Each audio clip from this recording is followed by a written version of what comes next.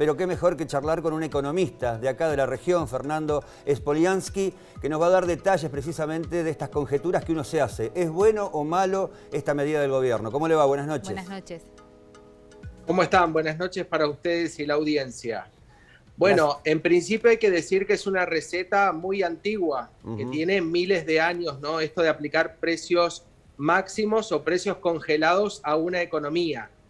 En el Imperio Romano ya se habían visto algunos edictos al respecto y eso fracasa rápidamente. En el corto plazo es posible que encontremos algunos precios que sí se sostengan, pero en el mediano y largo plazo termina fracasando porque todos los otros precios de la economía aumentan y a los productores el costo de producir un bien le va incrementando, entonces no pueden sostener un precio en el tiempo.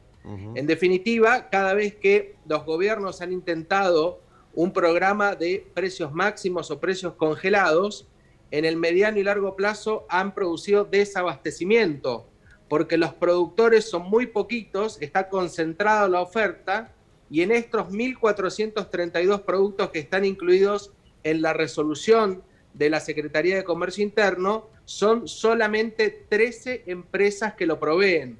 Con lo cual, si esas 13 empresas se conforman como un monopolio o un oligopolio, pueden rápidamente desabastecer el mercado y que esos productos desaparezcan de las góndolas. Claro, porque por decreto obligan a estas empresas a producir el máximo de su capacidad.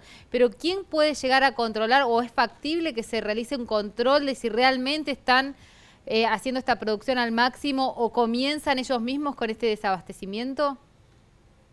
Exactamente, ese es el problema mayor, porque imagínense que una fábrica que produce estos bienes, si le siguen aumentando todos los costos laborales, la luz, el gas, el agua, absolutamente todos los insumos y materias primas de ellos mismos para producir, es difícil sostener en el tiempo un precio congelado cuando los otros precios de la economía siguen aumentando.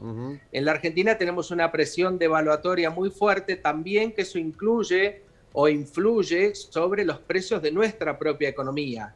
Así que es difícil de controlar, por eso se dice que son medidas de corto plazo, pero que en ningún aspecto implican un programa antiinflacionario, que es lo que verdaderamente necesita la Argentina. Fernando, suena, según sus palabras y su conocimiento, suena a otro manotazo de ahogado del oficialismo, y más teniendo en cuenta cuando Alberto Fernández hace algunos años atrás criticaba estas medidas, ¿no?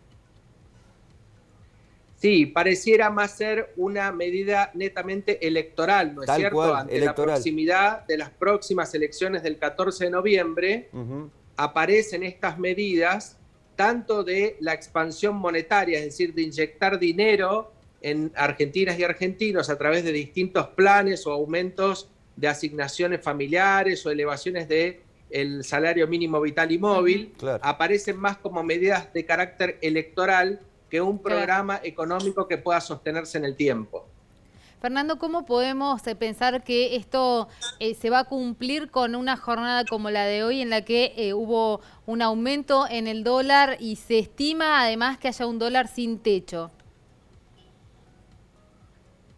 Bueno, efectivamente cada vez que hay una restricción al acceso a un bien, en este caso el dólar, se producen mercados paralelos que no tienen techo. En la Argentina el dólar paralelo, al ser un mercado justamente por fuera de la cotización oficial, va a depender de la oferta y la demanda que este bien tenga. Así que no tiene dólar, no tiene techo el dólar paralelo, porque es un mercado que no tiene ningún tipo de regulación y que solamente dependerá de la oferta y la demanda. Y en la Argentina, el peso argentino no es demandado, justamente porque ha perdido sus cualidades de moneda. Y en cambio el dólar, que es una moneda dura, sí tiene mucha demanda, porque sí conserva las características propias de cualquier moneda dura en el mundo, y entonces la demanda, al no tener techo, tampoco lo va a tener el precio. Fernando, ¿qué vislumbra para nuestro país? Porque estas son vallas aspirinas electoralmente o no, son medidas que realmente no sé a dónde vamos a ir a parar, pero ¿qué vislumbra como economista para nuestro país para el próximo año o por lo menos para el primer trimestre del año? Dependerá mucho de si logramos o no un acuerdo con el Fondo Monetario Internacional. Es una de las variables que hay que mirar con atención, porque de no acordar con el fondo vamos a volver a caer en un default, en un incumplimiento del compromiso de nuestro pago de deuda. Eso nos va a alejar aún más de los mercados internacionales de crédito, y Argentina es un país que necesita inversiones extranjeras y acceso al crédito internacional para el desarrollo de su economía. De no acordar con el Fondo Monetario vamos a estar en una situación compleja. Y en caso de acordar, obviamente que necesitamos un programa económico integral, una reforma impositiva, una reforma laboral y pautas de crecimiento sostenido en el tiempo en términos económicos. Y achicar el que déficit. permita generar mayores ingresos, mayores recursos al país y generar empleo fundamentalmente. Y no gastar más de lo que entra. Y por supuesto, equilibrar las cuentas públicas. Hoy tenemos un déficit fiscal creciente que lo sostenemos con emisión monetaria y con endeudamiento. El endeudamiento, ya hemos tomado todo el endeudamiento posible, no tenemos más acceso al crédito, y el gobierno entonces apela a la emisión monetaria, que en definitiva es inflación a futuro. Fernando, como siempre usted ha sido muy claro, nos amarga un poquito. Sí, siempre que tenemos siempre este que tipo tenemos de que hablar de este tema, pero es la cruda realidad. Gracias, Fernando.